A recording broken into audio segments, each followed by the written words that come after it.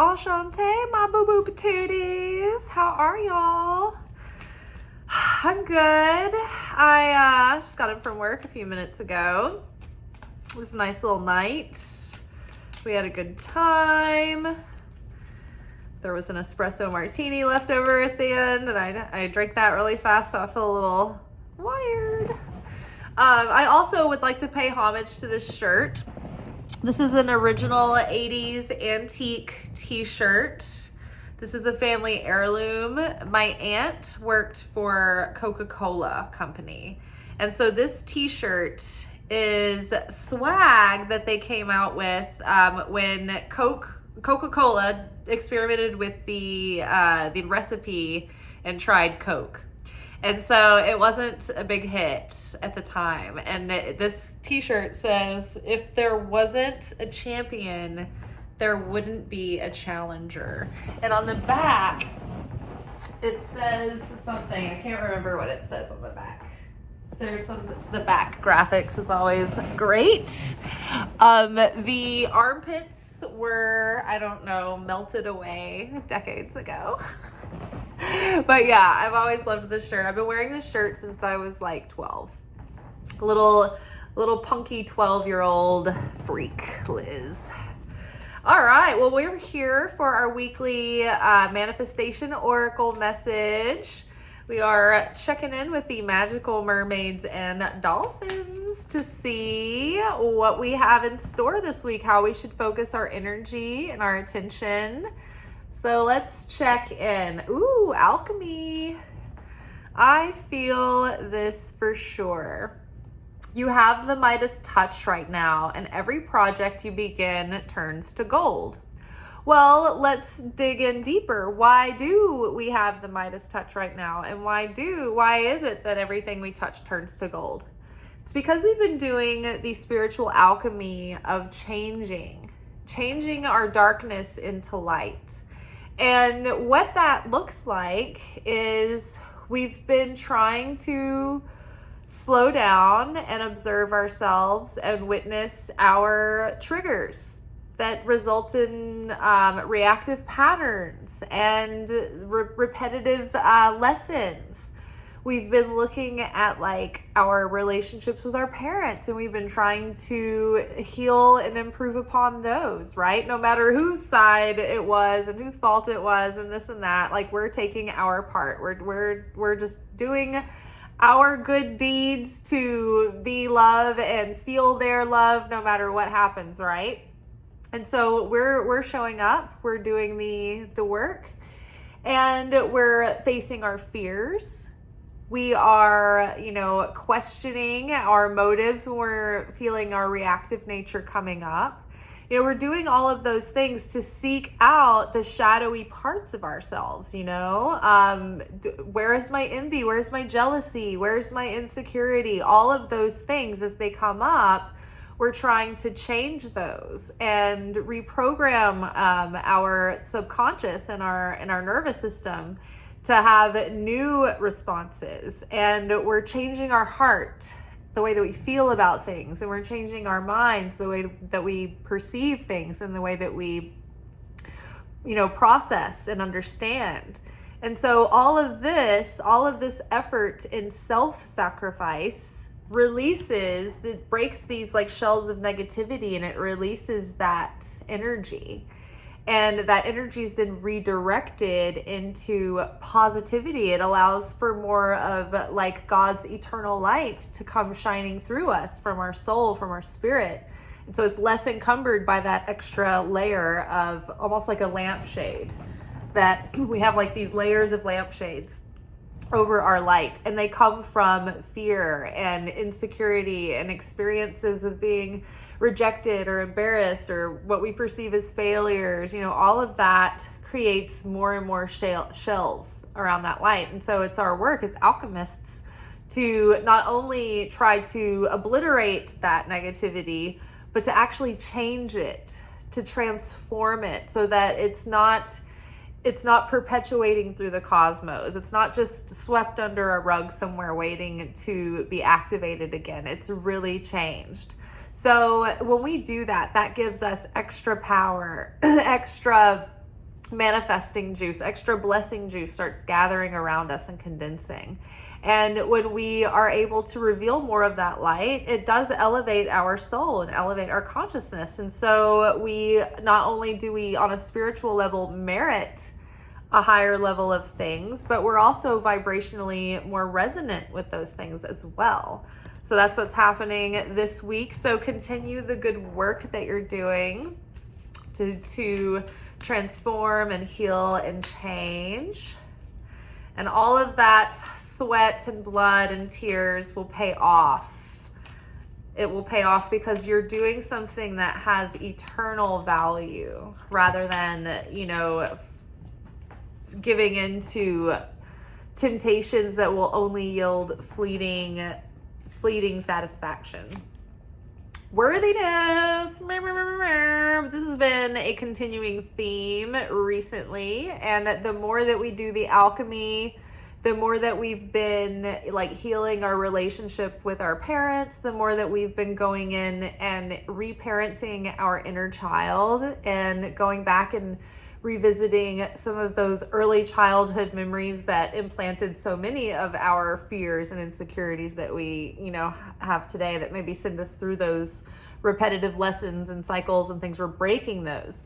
But the more that we're doing that work, it's like the deeper our self-worth is becoming, the stronger our self-worth is becoming. We're starting to realize it more. And sometimes we're not even necessarily under the impression that we're not worthy. But I think that sometimes we just weren't given the programming to recognize what worthiness feels like and looks like and how it's demonstrated and experienced. It's like the concept reigns true and we're like, yeah, I must be worthy, right? But some of us just don't know what that actually looks and feels like, right? So that could be an issue as well. So I think that we're learning more about that. We're becoming more worth literate. And I think that we're feeling it more and we're starting to recognize it more and we're starting to know how to look for it, how to cultivate it, and how to set those standards and boundaries with others and with ourselves to deepen that worth. A lot of our self-worth starts with our relationship with ourself. We have to treat ourselves the way that we wish other people would treat us. And we have to treat ourselves as worthy and valuable. And one of the things that is required to show ourselves that we're worthy is keeping promises to yourself, showing up for yourself, doing the things that would make your dreams come true, that maybe aren't always easy, but you're doing these things because you care about yourself, right? You have these things that you have to have discipline for, right? And it doesn't always feel good. And sometimes you just want to do the lazy thing, but actually overcoming that laziness and doing the thing that's difficult or that takes the effort, but it's good for you, right? That reinforces your worthiness to yourself. When you want to write a book or you want to learn a new skill or you want to get in shape or change your health or even change your relationship with your parents or whatever it is, there are steps in order to start moving towards that goal. And so showing up for yourself in a consistent way and keeping promises to yourself and keeping boundaries with yourself, right? Like, I don't want to stay up past this certain time. I don't want to have, drinks past the way that I feel when I'm at this level, because then I know that's going to turn into the hangover that ruins my whole day the next day kind of thing. So it's like checking in and treating yourself well, treating yourself in a way that you would hope a caring partner or even like a parent would take care of you as well as a young child. That's what I mean by reparenting ourselves. It's like being the adult that your inner child needs you to be for you. Playtime. Whee! The dolphins know the importance of playing as joy creates miracles and manifestations.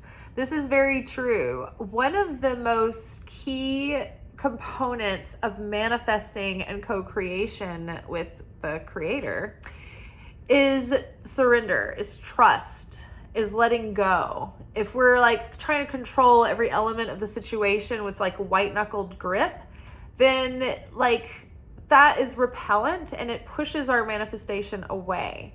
And so there's nothing that demonstrates surrender and letting go and trust more than play, right? When you're playing and you're having a good time, you're completely like detached from worry, from control, from micromanaging. You're just in flow and you're just in beingness.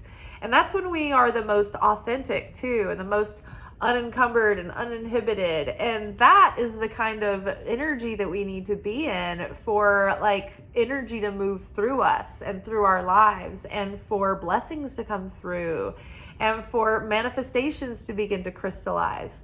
The feminine aspect of God, the Holy Spirit, or in Hebrew, the name is the Shina, cannot come over us and protect us and provide and nurture us and bring us joy and like happiness if we don't have some level of joy there. If it's all sad and despair, the Shina cannot enter into that space because there's no resonance. So even though like heavenly help wants to come and help us and save us, it can't reach us until we reach at least a certain base level of lightness and of happiness and of joy. So play is actually very responsible and very productive. And it's very productive for drawing in magic. So yay. All right, let's get one last card. See what we need to know. Bye. Ready, set, go. All right. On your mark, get set. Now is the perfect moment to dive in and embrace your heart's desire. So if you've been like feeling like new cycles are starting and you've got ideas and you've got things that are like on the verge of like hitting or making a breakthrough or like making big strides or something, and maybe you've been in a lull or like a plateau, or maybe it just hasn't felt like the right time to start yet, and you are feeling like certain like variables and things had to come into place, right? Well, now it's like, when things feel right, just go for it. Don't waste time. Like, this is now the time that we are in that new cycle.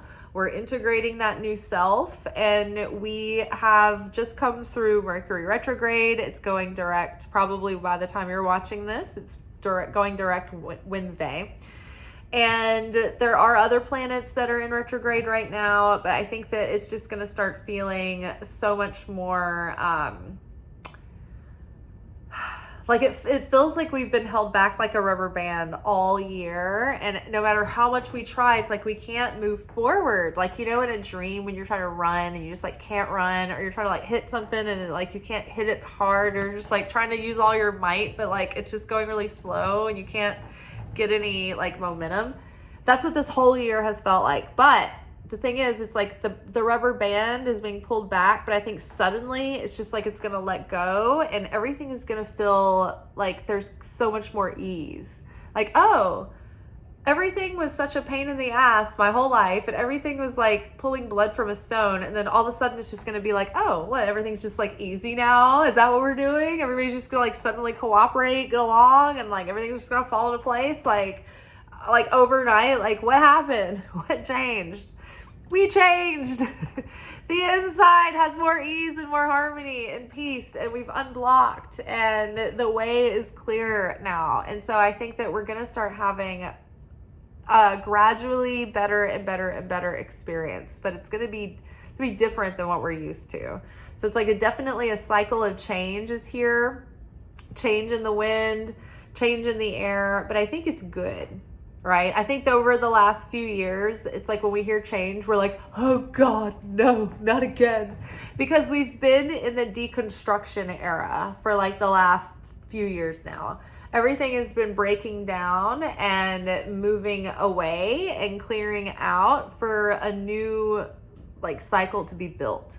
And so the things that weren't going to come into that cycle with you there was change happening, and it was like there was a lot of shed, there was a lot of things falling away, there was a lot of conclusions and completions and things that were like grand finales and heart-wrenching and all of that. And it was just like a big overhaul in our life. So that was just like exhausting, you know, energetically, emotionally, and all the adulting involved in that.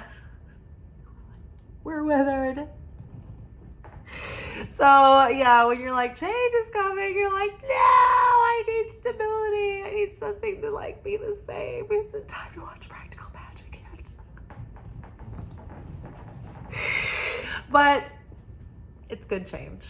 And things are going to start feeling better, and things are going to start feeling like they're taking shape instead of just always feeling like you have nothing stable to stand on. And it's just like the rug keeps getting ripped out from under you. And it's almost like, you know, when you're standing on the shore and the waves are coming in and you just feel like the sand sliding out from under your feet. It's not going to be as much like that anymore. It's going to feel a lot more solid. So now's the perfect moment to dive in and embrace your heart's desire. So go after what you want. So many things have shifted and changed, and so many planets have been in retrograde and really like uprooting some of the deep patterns that we've been carrying throughout this lifetime. And then we've also been doing a lot of like family healing, generational curse breaking, like cutting cords, you know, and doing like the sins of the generation level healing. So, I mean, this has been quite a lot. So it's not been a good time always the past few years for ready, set, go energy. It's just been like ready, set, made you look, haha, not quite yet. And you're just like, I just need something, you know? But now it's different. Now it's going to feel like things are taking shape, things are moving, things are grooving. When we make an effort and we try something, it's not just going to be like, wah, wah, you know, we're going to have better results. So it's going to feel safer to be optimistic. And like for a while there, it felt like almost like foolish to feel optimistic because you're just like, why? I don't want to like, it's like the person who's like in the car and you're trying to get in and they keep like going and you're like, oh, stop doing that. And every time you go for the handle, they're like, ha ha ha, you know, like that's what the universe has been doing. And we're like, I cannot stand here and do this for one more second. I will pop the tires of this cosmic car if you don't let me in. And we're getting in and we're on the way to somewhere fun. So very exciting. All right, y'all. Alchemy. Worthiness. Playtime. And ready, set, go. All right. So tomorrow we will be back for our midweek alchemy message where we unpack the process and approach to our weekly spiritual lessons. And if you're like, what are our spiritual weekly lessons?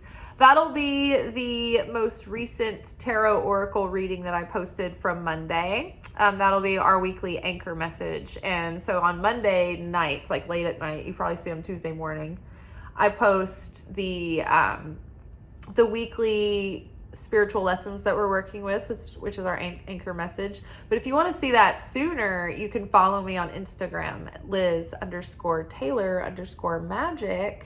And midday, Monday, Wednesday, Friday, I write the posts that we talk about in those videos. So I post those like midday on Monday, Wednesday, Friday on Instagram. So follow me there. And also, if you guys like my shorts on YouTube, you can actually see the full short on TikTok. So if you want to follow me on TikTok, you can find me at Liz_Taylor_Magick. And those videos are usually like 2 to 5 minutes, and they usually get cut off on YouTube. And it's just a matter of like, I run out of time, so I don't get to post like all the whole video in like parts or whatever. I just have to like trust that like the important part makes it into like the minute and a half that I have in that threshold, or minute or so. And then I figure if you want to follow me on TikTok, you can, and you can get the full message there. All right, y'all. Well, that is all for tonight. Like this video. So exciting, you guys. We're up to 900 subscribers now. 100 away from meeting that 1,000 mile marker, 1,000 subscribers in order to get monetized. The second mile marker I need to meet in order to finally monetize this channel. And I have a feeling that if it's monetized, then it might become more viral, because I have a feeling that if YouTube has commercials on a video, then they'll want more people to see it. So that might help these messages get out to more people. But the requirements are to have 1,000 subscribers and 4,000 hours of watch time within a 365-day period. And my average is usually around 1100 or so. So we need to get that up. And if you were like, how would we do that? I can't watch 4,000 hours worth of video. You don't have to. I have a great idea. You can, when you're going out and running an errand or something, just open up your computer, open up my channel, start one of my playlists, and like go to the playlist itself and press play on the playlist, not on a specific video. If you press play on the playlist, it'll just play all the videos on that playlist back to back to back. And so that'll clock me hours, and you'll be off running errands and you won't even be sitting and watching, but it'll help me get over this hump. All right, y'all. Thank you for that. And I will catch y'all tomorrow. Like, subscribe, share, comment. All that helps get the videos out. See ya. Thank you for watching. If you enjoyed this video and you got something out of it, then please give it a like. Subscribe to the channel. Turn on notifications to be notified of when I drop content. Like the videos, comment, share them. Anything that you do helps these messages get out to other people who need them. So you watching a video and taking an action on it actually makes a positive difference in someone else's life.